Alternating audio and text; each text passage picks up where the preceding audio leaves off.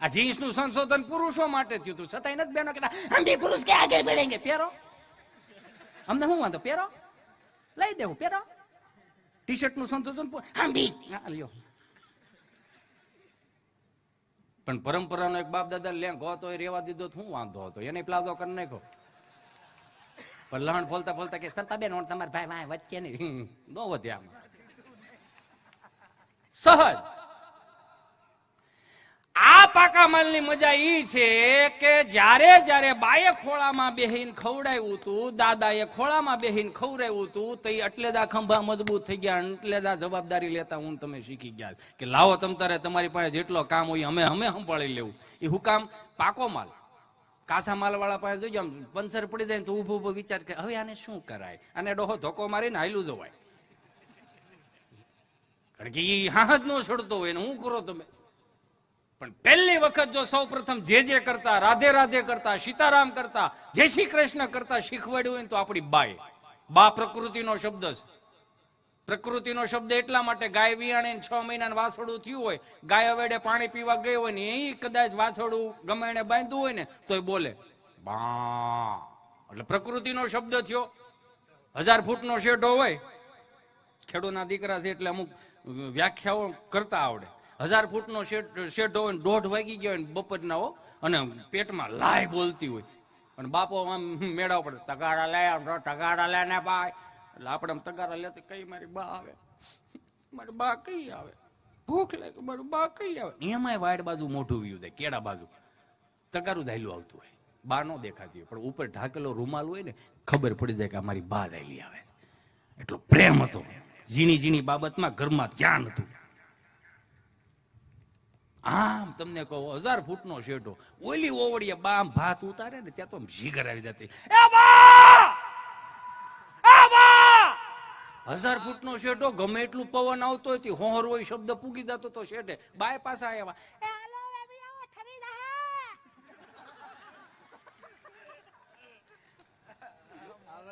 મજા હતી, એક આનંદ હતો. તાર બાપુજી કયા મોળા તો આવું હતું. બા પછી આવે બાપુજી. કેમ દાંત કાઢો બાપુજી આવ્યા એટલે? બાપુજી એટલે બાપુજી. બા જેને પૂજે છે એ બાપુજી. ફળિયામાં ખાડા કરતા ને દાંતડા લઈને બા એટલું કે સાનમોના બેસા તાર બાપુજી આવ્યા મૂક દેતા. હું કામ? બાપુજીની ધાક વાગતી. અરે ભગરી બે ગમાણમાં ફીંગડું પસાડતી હોય ને, બાપુજી પગ મૂકે ને ભગરે ભગરે ભગરે ભગરે, ક્યાં તો ભગરી બંધ થઈ જાય. હું કામ? બાપુજી આવ્યા. બાપુજીની વ્યાખ્યા ન હોય, બાપુજીનો અનુભવ હોય. જેને જેને અનુભવ લીધા હોય એને ખબર હોય. ભાદરવા મહિનાની તમને કહું આવડી આવડી એ માંડવી થઈ હોય અને હાથી હંકવા લઈ જાય, રાહે આપણા હાથમાં દઈને બાપુજી આમ તમને કહું આમ ખરપિયો હાથી આમ રાપ હાંકતા હોય ને એટલે આમ હાયલા જતા, જરી કેવી આમ બળદિયો આમ ગયો અને 3-4 છોડવા ઉપડી જાય. ભાદરવા મહિનાની મકાઈ ફૂડું દઈને વાહમાં મારે. મૂળિયું અહીંયા કેડે વાગે, ડોડો માથામાં વાગે. ડબલ ડોઝની સરકાર તે દુનિયા હેલી આવે. હમણાં કથા સાંભળવા ગયો ને વ્યાસપીઠ ઉપરથી બોલતા હશે, ભગવાન પરમેશ્વર ભક્તિ વિચારણીમ પ્રારબ્ધમ કર્મ ભૂજમાનસમ કથમ ભવતી હે પ્રભુ. કે આ કથા વાર્તાનો જે કોઈ લાભ લેશે મિત્રો એનો સ્વર્ગમાં વાસ થશે. કોને કોને જાવું છે સ્વર્ગમાં? તો બધા આગળ ઓછા કર્યા. 2 જણા મારી પાસે હોય ગયા મોટા કરીને બેઠા. તમને હું વાંધો? મને કે અમે આ ગામના જમાયું છે, આ બધા જાય એટલે સ્વર્ગ જ છે. આને અહીંથી મોકલો નહીં કે આવ્યા હતા એ કે કથા સાંભળવાની શું થવા બેહાડ દીધા. એ કે યોની પટેલ માણા ઘટે માણા ઘટે. હવે પણ વાય તે વિષ્ણુ વિષ્ણુ કરતા, હવે હું કામ લતા મરવો? ગજબ. બા બાપુજી કાઢી નાખ્યું, નવું લાવ્યા આપણે. મમ્મી અને પપ્પા મને યાદ નો થોડુંક યાદ છે. 7મા ધોરણમાં સમાજ વિદ્યામાં, ભૂગોળમાં કે ઇતિહાસમાં એવું ભણવામાં આવતું કે ઇજિપ્તના જે ગાઝા પિરામિડ હતા એમાંથી મમ્મીઓ નીકળ્યું. હો, મમ્મીઓ નીકળ્યું. મમ્મીઓ એટલે મળતા. પપ્પાનું સંશોધન થાય. પપ્પા આવ્યા જ ક્યાંથી? કાઢી નાખ્યું, નવું લાવ્યા. 400 રૂપિયાના ફિલ્મે મોમ ડેડ. મને માફ કરજો આ બેઠેલા કદાચ બોલતા હોય, લાઈવમાં જોતા હોય તો, કેમ કે આ ભારતીય સંસ્કૃતિ જ નથી. મોમ એટલે થીજી ગયેલું, ડેડ એટલે મરી ગયેલું. ક્યાં માતૃદેવો ભવ, ક્યાં પિતૃદેવો ભવની આ સંસ્કૃતિ. અને મોમ ડેડ સુધી મરી ગયા ને થીજી ગયા સુધી પુગાડી દીધા. હજી આપણી આંખું નથી ઉગડતી. એટલે આ યુવા કથા બેહારવાનું આ પ્રણ છે. આ બે શબ્દની ક્યાંય આગાહી કરી? મોમમ ડેડમ પુત્ર પુત્રાદિ ભવિષ્ય ભાગથી ઉભું આપણે કર્યું, આપણને નડ છે આ આજ નહીં તો કાલ. અમુક નથી મમ્મી ઓવર રિએક્ટ કરતી, અરે બેટા જો બેટા ચિંટુ તારા ડેડી આવે ચલો પાણી ભરી દો. તો ઊભું, હા હું નહીં ભરતો, એને હાથ છે તો ભરી લે કર મોટું. આ પાણી નથી ભરી દેતું, આ હેનું વાઇસ નાખશે, આ કઈ આહાર જ નથી નાખવાનો, સીધો ગૂગલ પે કરશે હોટલો વાળાને. અમારા દાદાને ચાઇનીઝ ભેળ ભાવતી, 200 રૂપિયા ચાઇનીઝ ભેળ નું બિલ દઈ દે, કાગડા મરી જાય ચાઇનીઝ ભેળ ખાય કઈ. ઈ કેટલું કામ આમ કરશે, નો થાય.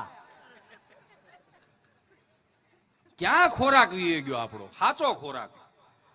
પહેલી વખત જો આપણને જે કરતા, જય શ્રી કૃષ્ણ કરતા, હાથ જોડી નમસ્કાર કરતા આપણી બાએ શીખવાડ્યું. કાખમાં નાખી લઈ જતી, એક બે મોર જગ્યા રોકી લીધી ને એક બે વાહ પાસે આળોટતા આવતા હોય એમાં પાસે એકદમ સાળ ખેંચે, મારા મઠના ટીકરા ખાવા બા કે હાલ હું વળતા લીધી મારા દીકરો. અને એ પછી અહીંયા જે રામજી મંદિરે બે હારે બા બધાને કે હાલો બેટા બધા બોલો રાધે રાધે રાધે રાધે રાધે. અને અમે પાછા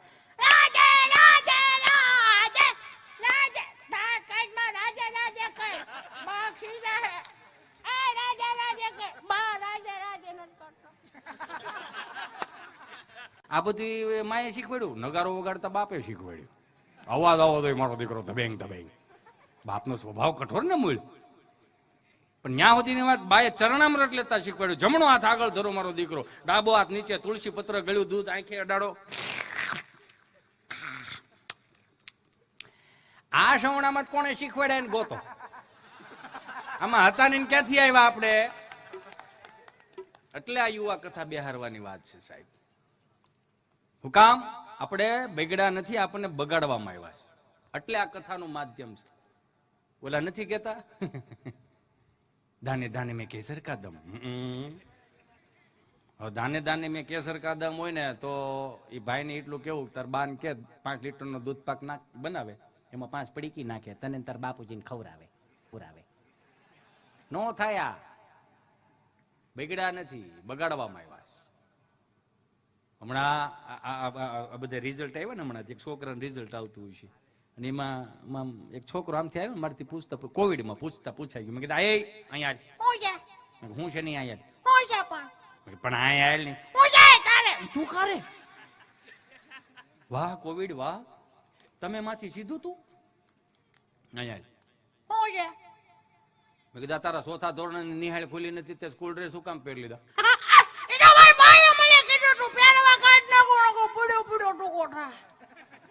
એ પીડ્યો ટૂંકો થવાની સિસ્ટમ ગામડામાં છે, મહાનગરમાં નથી. મહાનગરમાં ઓલરેડી ટૂંકું હાલે. 30 વર્ષ પેલા ભાઈ પૌણી આવતો, ભાભી પાસે જાય, અમે આવડા કેવા હતા, એ રૂમમાં જાય ને, આહા સુખડની સુગંધ આવતી, કપૂરની સુગંધ આવતી, સ્પ્રેની સુગંધ આવતી. હવે ઈનો જ રૂમ છે, ની જ ભાઈ ને ભાભી છે, ઈને રૂમમાં જાય ને, બામ આયોડેક્સ એની સુગંધ આવે. સમય ફરી ગયો, સમજો તમે. ભાભી પાસે જાય, ભાભી અમારું હું લેવા, તે વીઆઈપી ની સુટકેસ હતી, ખુલે આવી દે, કાટી ગઈ હોય ને અત્યારે, હું કેમ કેમ એમાંથી તમને કહું, દાંતીઓ આપે, અત્તરની સિંહી આપે, રૂમાલ આપે, અને મોજા 11 રૂપિયાના મોજા, ગોઠણ સુધીના મોજા સડાવે રાખો ને તમે. તમારે મોજું ઢીલું પડે જ ને, મોજું ઢીલું પડે તો ભૂંગળું વળીને ઘૂંટીએ રે, નીકળી ન જાય. જો એમાંય અંગૂઠો ને પેન્યું નીકળી ગયું, બાને બા મોજું નથી આવતું, બાઈ પાસે કોઠા હોય એ તારા ને કાકાના ને બાપુજીના ને બધા ભેળા કરીને પોતો બને, 3 વર્ષ પોતું હાલતું. અને હવે તો કોના કયા પ્રકારના મોજા નીકળે, મારો રામ ભલું કરે, 300 રૂપિયા મોજ આવે, પગના તળિયે સોટાડવાના જ આવે છે. એમાંય જુવાઈ શીખા છે કે ઘૂંટીથી એક વેત ઊંચું પેન્ટ સીવડાવ, એમ કરી લે. એમાં ઓલા લોફરના બૂટ પહેરે, આમાં સેટેથી આમ જો 10 ફૂટ, એમ લાગે હાંઠિયો જીવડો કાઢીને ઉભો, એટલે કઈક ભળે એવું પહેરો ને બાપા. હવે સગવડતા વાળા થયા છે, એટલે બીજું કઈ નથી, સગવડતા વાળા. કેમ કે આપણા પૂર્વજોએ આપણને સંસ્કાર. વિચાર તો કરો મારા વહાલા સ્વજનો, આ 1500 વર્ષ સુધી મારીને તમારી માથે અવનવા આવીને રાજ કરીને વિયા ગયા, છતાંય આપણે જો આવી કથાઓ બેહારી શકતા હોય, છતાંય આપણે મંદિરની ધજાઓ ચડાવી શકતા હોય, છતાંય આપણે માળાઓ કરી શકતા હોય, કીર્તનો કરી શકતા હોય, તો એનો આખો શ્રેય આપણા પૂર્વજો ઉપર જાય છે કે એને કેટલું સહન કર્યું હોય છે ને, મને તમને અહીં પુગાડ્યા. એ તો અત્યારની પેઢીઓ એમ કે અમારી માટે શું કર્યું, લહુર તને મોટું કર્યું. ખરેખર અમુક વસ્તુની આમ મને માફ કરજો, કેમ કે થોડુંક શિક્ષણમાં એવું છે.